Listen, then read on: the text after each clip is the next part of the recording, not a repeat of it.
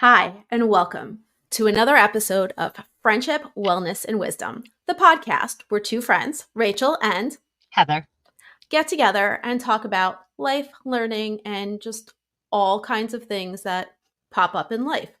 And, well, how to navigate all those little twists and turns, being sucked into a little bit of our Uh, wackiness and can push past it to get to some of the actual heartfelt good advice. Then we welcome you to like and subscribe and to join us weekly as yes. we go through this show. So, if you have Mm, something that you would like to see us do or hear us talk about, please feel free to drop it in the comments. We would absolutely love to hear from you. yes, we would. With that, I'm going to turn it over to Heather to tell us what we're going to talk Oh. about on this week's episode.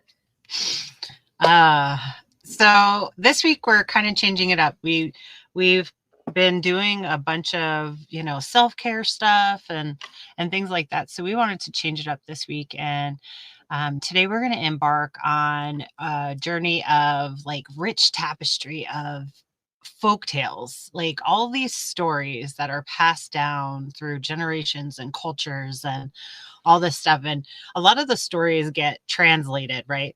One culture tells it this way, the other culture tells it this way, right?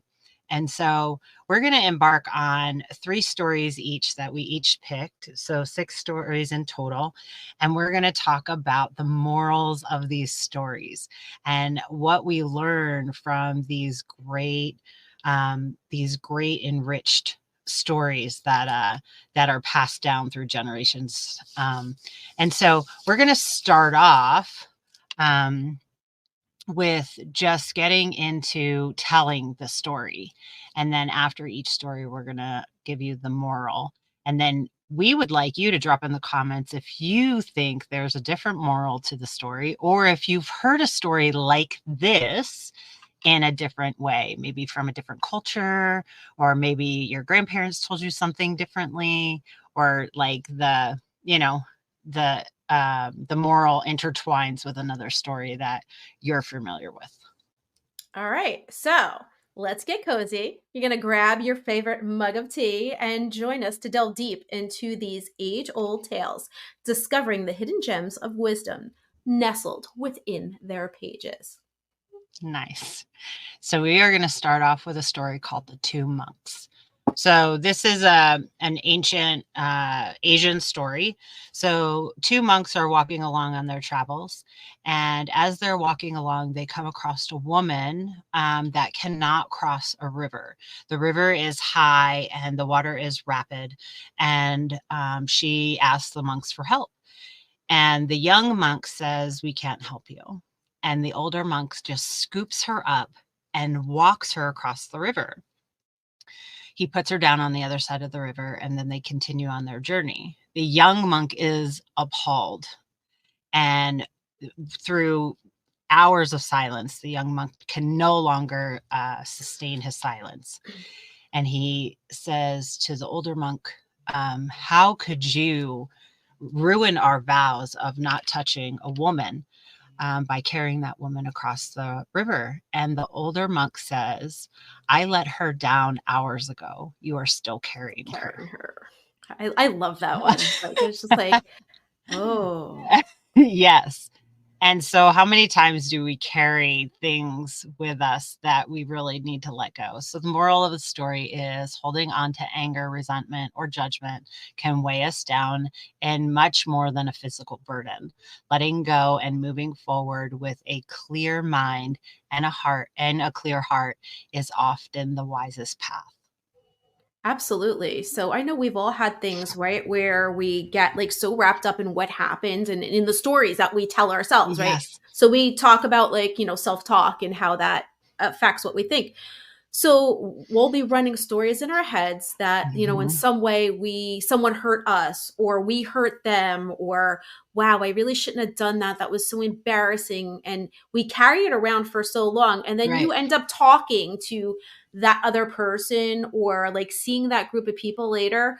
And it's like you've been so worried about like, this embarrassing thing that you said or did or whatever. And no one else even remembers that it Right. happened, or they did. They thought it was funny. They made light of it. And it's been done for them for ages. And now Mhm. you're like putting yourself through agony and worry. And everyone else is like, yeah, okay, whatever. So, Yes. I know you and I talk about this all the time. We're like, "Oh, I'm sorry. I'm sorry." And it's like, "What do you have to be sorry about?" It was nothing. yeah, no, it's like done. It took me 5 minutes and Yeah. Yeah. next. It's done. So, Yeah. awesome.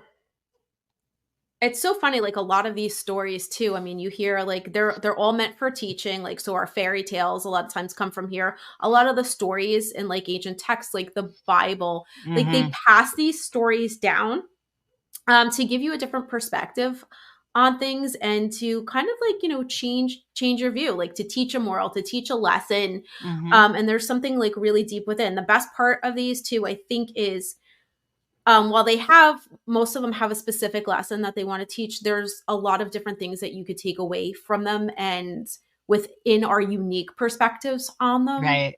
Right. It kind of changes from person to person, like really what you take away from the story and how you apply it within your own life and your own patterns. Right. So I picked a story called Two Little Mice. And this is a story that we were discussing. Like we've heard told in different ways using like different animals or different Yes. situations Yep. to bring it about. So I was looking through articles to find stories like to help me gather. And the one that I found, um, again, it's a Two Little Mice, and the moral is about perseverance. And they bring up the movie Catch Me If You Can, which is basically, no, it's been years since I've seen this movie. And I think the beginning is like Christopher Walken is playing the character like as an older version. And I think it's Leonardo DiCaprio who plays like the younger character, like all these other people. Like he pretends Right. to be a doctor. He takes on all these different personas and he's being pursued by the FBI throughout the movie. So he tells this story. In the beginning, he's receives a high honor at the local Rotary Club, and he tells the story at the beginning of his speech. And it's two little mice fell into a bucket of cream. The first mouse quickly gave up, and he drowned. He just was like, "All right, there's no way out of here," and he just gives up. The second mouse wouldn't quit. He struggled so hard that eventually he churned the cream into butter and crawled out. So the moral of the story is basically it's not over until it's over. So like and that's like true in so many aspects of life, right? So you give up here and that ends everything completely for Mhm. everything. But what if you keep trying? Like what if? Right. And so many times, we do that and we churn our cream into butter Mhm. and we climb right out of what we're in just because like maybe even it shouldn't have worked. Somehow miraculously something happens and because we didn't give up, we're able to succeed. Yes. So Yeah, perseverance is awesome. Resilience, right? it really is because sometimes we think we failed and we Yeah. really like there's nowhere else for us to go. And there's just that one little glimmer of hope, that one last like ditch effort that not only like keeps you kicking like Yeah. and going, but it brings you now all these new opportunities because Mhm. you didn't give up and things you never saw possible are now Right. in front of you. Right. So, my next one is The Boy and the Calf. Once there was a young boy who was tasked to carry a calf every day. As he grew older, the calf grew into a cow. Yet the man still carried it effortlessly. When asked how he managed to carry such a heavy load, he replied, "I never stopped carrying the calf." The moral of this story is pretty much just like consistency and just perseverance to challenges, right? You just kind of start off little and little things become bigger things. We deal with this like when we are trying to either like gain muscle or work out or whatever, right? People want this like instant gratification of whatever. And the fact of the matter is, if you're consistent, everything is consistent and steady. These little things that we do become huge changes in our lives, and it's effortlessly because you are doing it in small increments. So it's not even like you're disrupting your whole life. We talk about this on our show all the time, Yeah, on how, just take the changes, just whatever you can fit into a day. And then those changes grow to big changes, right? Those little absolutely. changes. You just have to be willing to really, I guess, with this one, like it's kind of like, yeah, patience and persistence. Mm-hmm. Because, you start small, but like you're growing in strength, you're growing in Mm-hmm. stamina, like you're growing in endurance. And it's pretty amazing, like what you can do over time Right. with those small little steps. Yeah. Yes. So now this one's a little bit longer, and it's called Saint George in Retirement, and it's about obsession, and it's a variation of the legend of Saint George and the Dragon. So basically, what ends up happening is after many centuries of hopelessness and superstition, Saint George, in the guise of rationality, so, this is him coming to this great rational realization in the world, somewhere shows up in the world around the 16th century. And the first dragons that he was fighting off were metaphorical dragons, of course, are dystopic kingship and religious intolerance. So, right, so kings oppressing the people, religion is oppressing Mm-hmm. people. So basically everything that we're going to come into contact here are people being repressed in one way or the other. Just to kind of sum that up a little bit, because this story runs like a little long. So after he slays his dragons, he starts to like rest and retire, but then notices like all these new ways to keep people down, right? All these other ways people are being repressed in the world. And he just keeps fighting one battle after another, after another, after another, trying to literally put out all the injustice in the world by himself. Like Mm-hmm. one guy, one sword fighting every battle. And no matter how tired he gets, like it's never ending.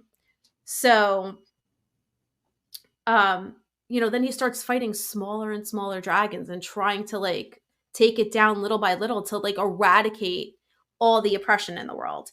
And basically the moral of the story is not knowing when to quit Mm-hmm. can really drive you crazy, Yeah. because when you keep looking for something, when you keep looking for another battle to fight, when you keep looking for, you're always going to find what you're looking for, Mm-hmm. right?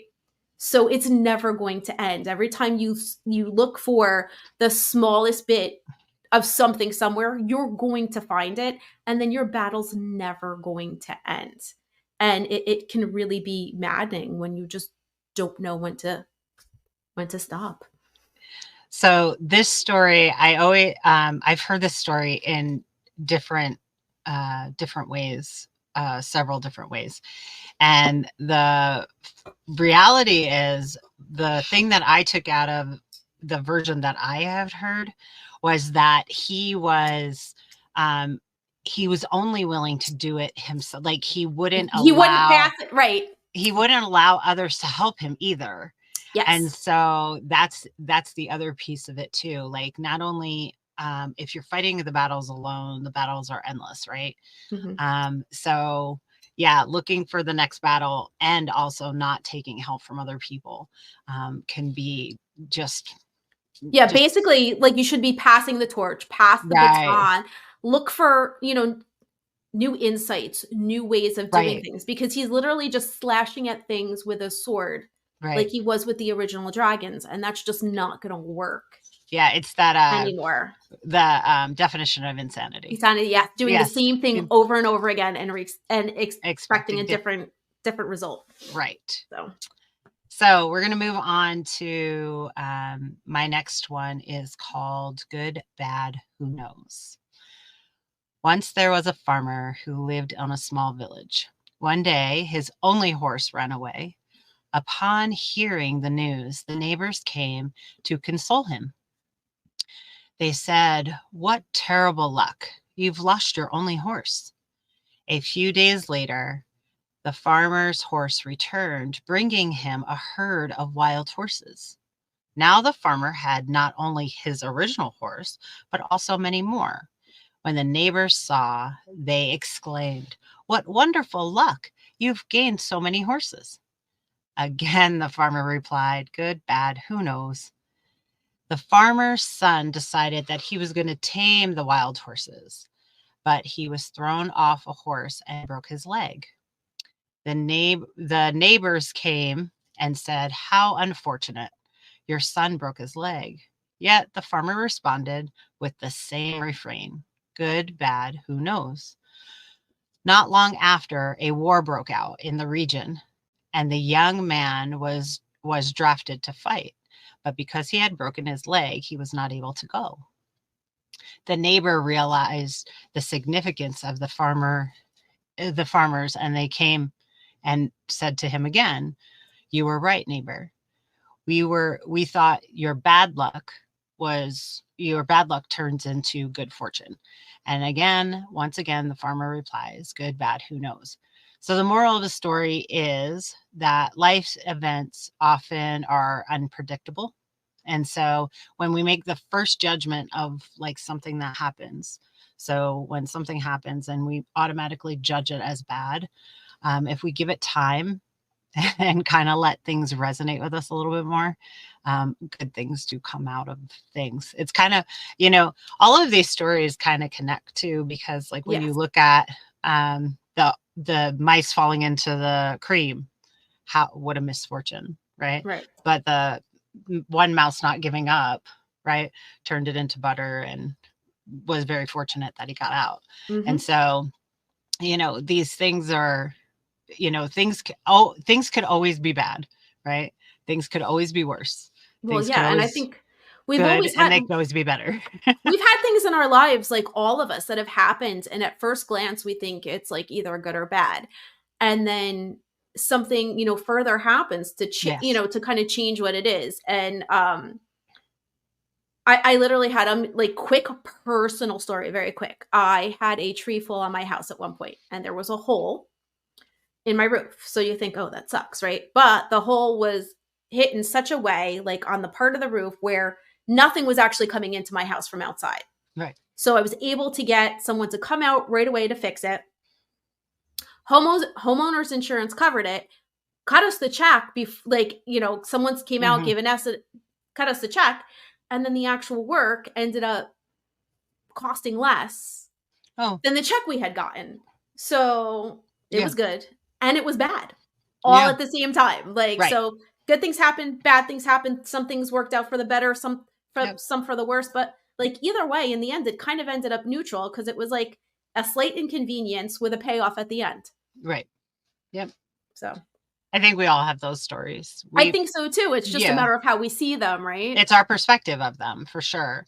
Me and my husband lost our home, and in looking for another home, right, we wound up renting from a man who sold the home that we were renting. And so instead of, renting, we wound up being able to purchase a home. We Yeah. wouldn't have So had that you just, opportunity if we didn't lose the original place we were living in. yeah. So, all It's right. pretty funny how things show up like that, and it's, Yeah, to just, like, be able to, kinda sustain judgment right. and just kind of accept things for how they are. It really, it's like, "Wow, okay." Yeah, and perspective is everything, right? If you could put a good perspective on things, which brings us to your next story, because your next story is Yeah, all about perspective and, objectivity, right? Yep, So, this next story is The Blind Men and the Elephant. I actually really like this story. I do too. It just kinda makes me chuckle. Some of these too, like, are almost like a long form, like, jokes. Like, they're like, somewhat humorous. Like, Mhm. they kind of, even with the 2 monks, right? It's like, it's almost like a punchline at the Yeah. end, the way that it hits you. So I love that. All right. So this is an Indian parable about objectivity. So there's a group of blind men that heard that a strange animal called an elephant had been brought into town, but none of them were aware of the shape and the form. So, out of curiosity, they said, we must inspect and know by touch of which we are capable. So, they sought out and they go to look for this elephant to touch it to see what it feels like so that they can understand the shape of the elephant. So, the first man, he landed at the trunk, said, oh, this is like yeah, this is like a large snake. Now, the other one reached for the ear. It seemed like a kind of a fan. Another man whose hand was on the leg said the elephant was like a pillar or a tree trunk. The man who placed his hand upon the side of the elephant said it felt like a wall. Another one who felt the tail described it as a rope.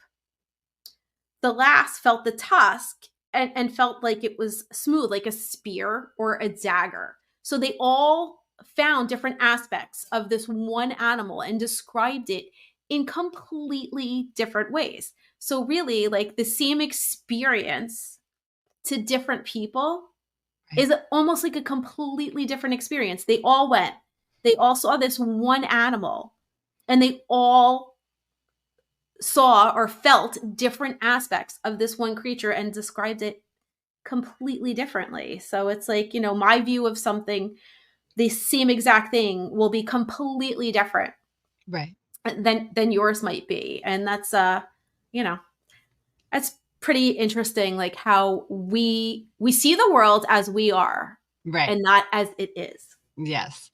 It's kind of cool because you and somebody else could go through the same exact thing and use a trauma, right?